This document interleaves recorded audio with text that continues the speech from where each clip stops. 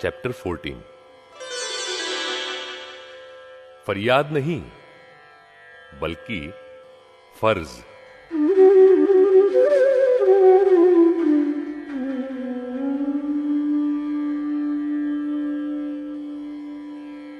ज्ञानी पुरुष दादा भगवान कहते हैं कि जीव मात्र सुख चाहता है। चाय बनाते वक्त 2-4 दाने शक्कर के गिर जाए तो चींटियां दौड़ी दौड़ी चली आती है ना। कारण शक्कर खाने से उन्हें सुख मिलता है। छोटे से छोटे जीव से लेकर बड़े से बड़ा जीव यानी मनुष्य भी सुख ही चाहता है ना। दुख किसी को अच्छा नहीं लगता। लेकिन हमारे कुटुंब में, जीवन में, समाज में चारों ओर से हमें दुख ही मिलता है। तो इसका कारण क्या होगा? जरूर हमसे कोई भूल हो रही होगी। क्या हम हमारे फर्ज वास्तव में ठीक तरह से निभाते हैं? हमारा पहला फर्ज हमारे माता पिता के प्रति है। यह हमारी संस्कृति है कि हमारे माता पिता को प्रथम गुरु माना जाता है। एक मां 100 शिक्षकों के बराबर है, फिर भले ही उसने बड़ी बड़ी डिग्रियां हासिल न भी की हो।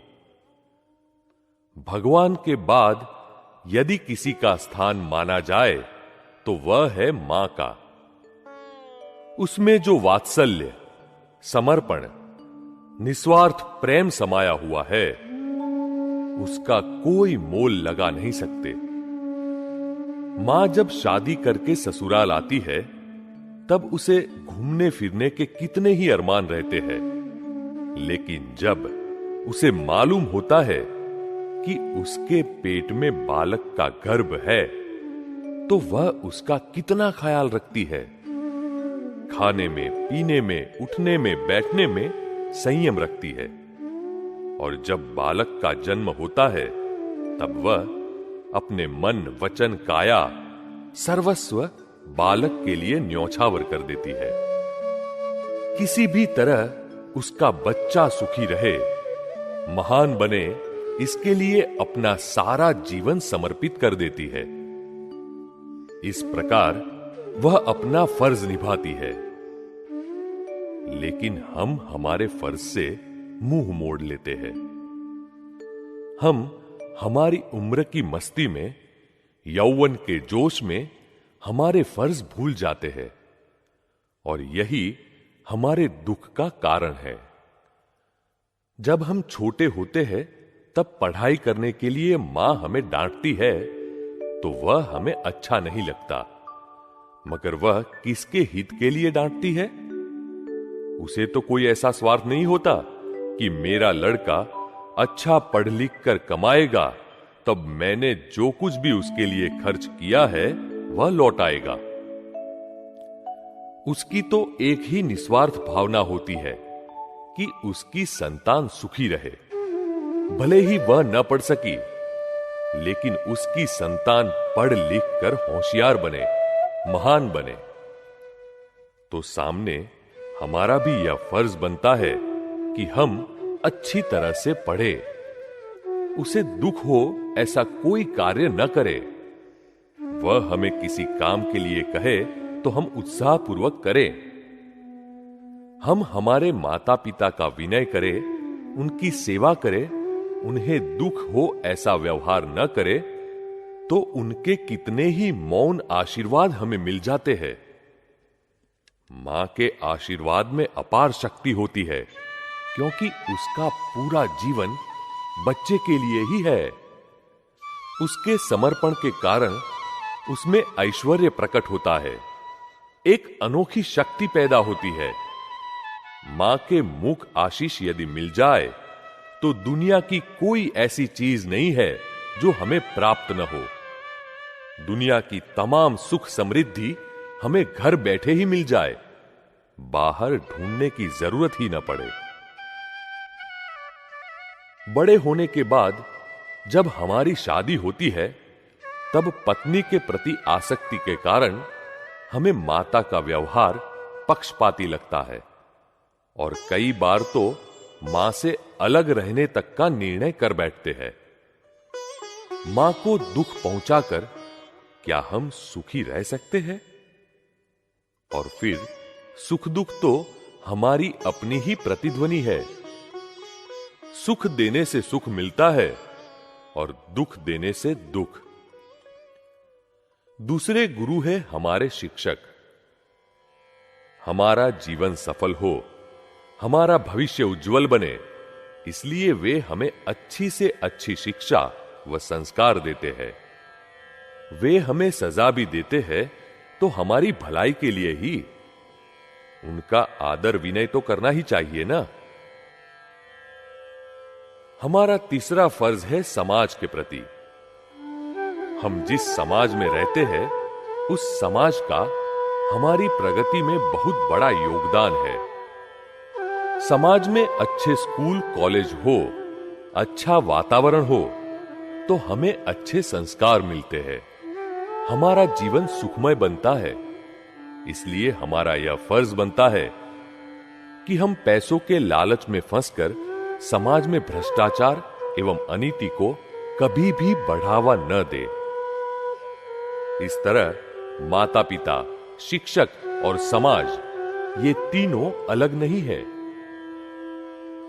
हम आज जिस समाज के एक अंग है, कल के दिन हम में से ही कोई माता पिता, कोई शिक्षक, कोई प्रधानमंत्री होंगे। हम ही समाज है। हमें कई बार ऐसा लगता है कि यह समाज बराबर नहीं है, समाज को बदल डालो। लेकिन यह समाज कैसे बदलेगा? यदि हम सुधरेंगे तो ही समाज सुधरेगा। यदि हम बचपन से अच्छे संस्कारों के बीज बोएंगे, बड़ों का विनय करेंगे, तभी समाज बदलेगा।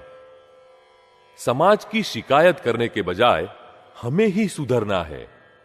हमारे ही अंदर अच्छे संस्कार व नैतिक गुण खिलेंगे तो समाज का वातावरण अपने आप सुधर जाएगा और इसका फायदा हमें ही होगा।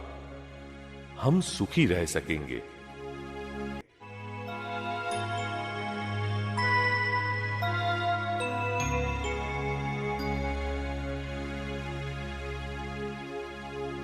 सूर्य चंद्र तारा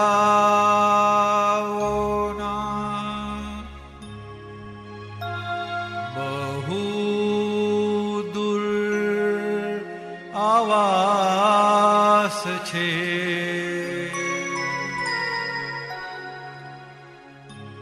एक सारी माथ की तो विश्वनो यश छे।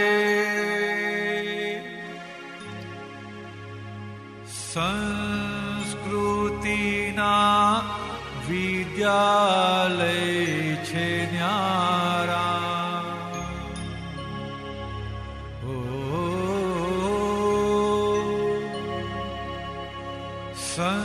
संस्कृतिना विद्यालय छे न्यारा।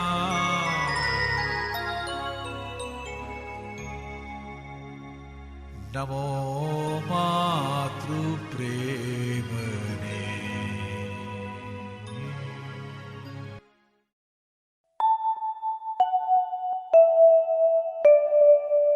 हाइलाइट्स। भगवान के बाद यदि किसी का स्थान माना जाए तो वह है मां का। उसमें जो वात्सल्य, समर्पण, निस्वार्थ प्रेम समाया हुआ है, उसका कोई मोल लगा नहीं सकते। मां के मुख आशीष यदि मिल जाए तो दुनिया की कोई ऐसी चीज नहीं है जो हमें प्राप्त न हो। दुनिया की तमाम सुख समृद्धि हमें घर बैठे ही मिल जाए, बाहर ढूंढने की जरूरत ही ना पड़े। यदि हम सुधरेंगे तो ही समाज सुधरेगा। સહેજે મળેલી પ્રાપ્ત ફરજને નિષ્ઠાથી બજવે માનવ, સતયુગ સામો આવીને ભેટે કરજે પ્રયોગી અનુભવ, તારી અંદર છે પરમાત્મા,